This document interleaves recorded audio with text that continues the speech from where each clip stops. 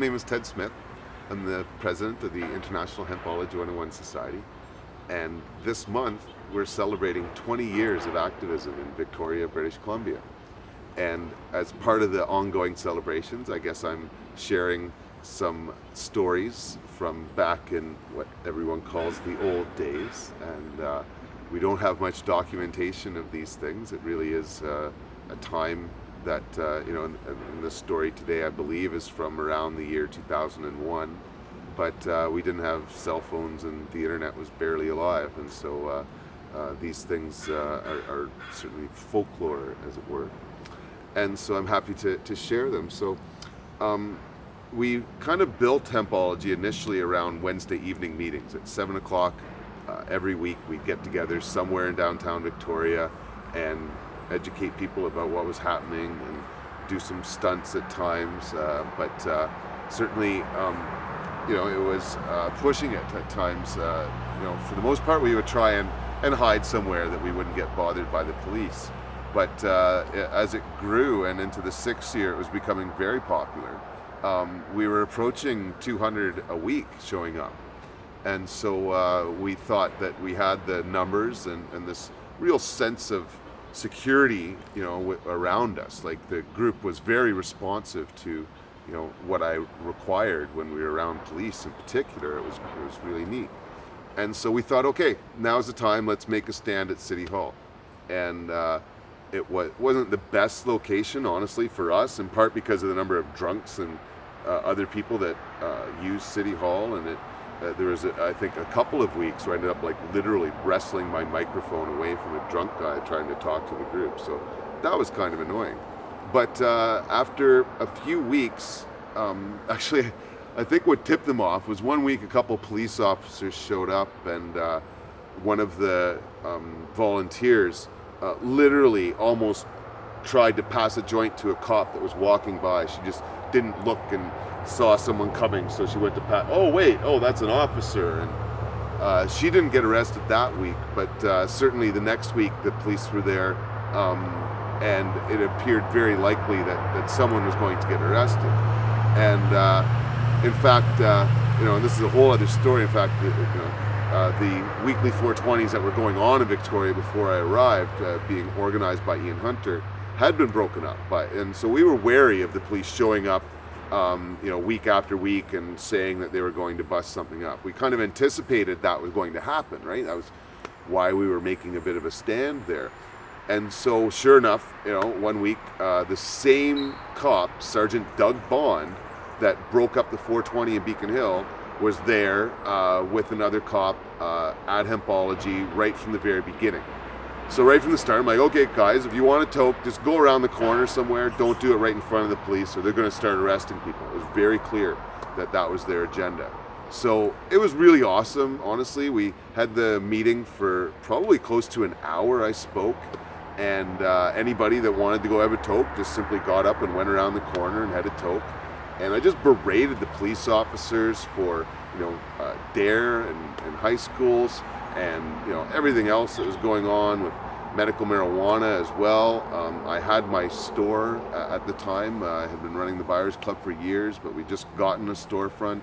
The Parker decision had come down, and so medical marijuana was legal, but there was no regulations yet. There's a lot of exciting things happening, and so after that hour rant, the meeting was ended, and everything seemed to be going just fine. Until one of the young kids at the meeting started sort of lipping off, you could say, but he started this rap song that talked about the police in different ways that they were offended by. And so we were sitting around chatting, and all of a sudden the police had grabbed and then pepper sprayed this young guy on the front steps of Centennial Square, kind of on the grassy area by the big tree.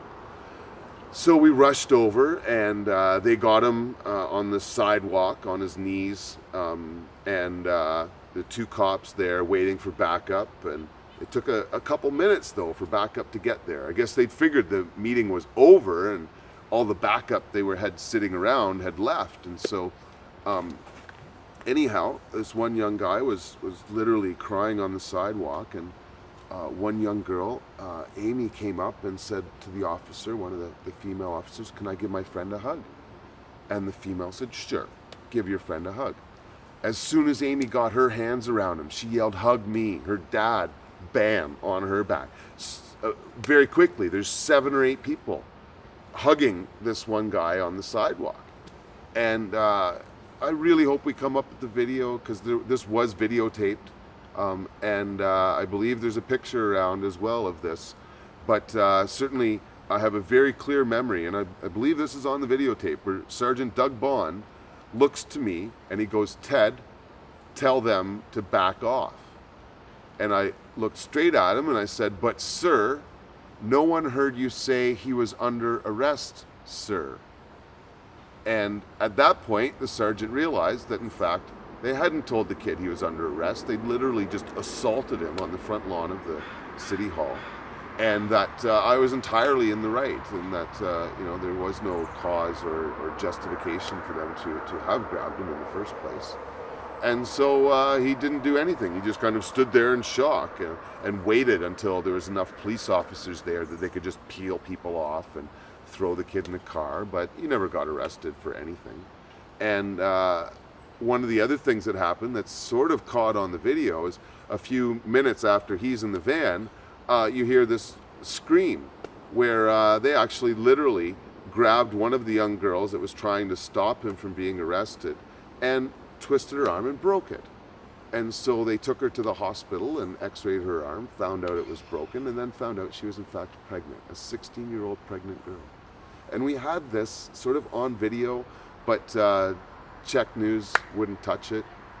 It was something that they didn't want to have anything to do with, exposing this sort of police brutality on a young, pregnant, homeless 16-year-old girl for really no good reason other than yelling at the police for arresting, for illegally grabbing someone in the first place.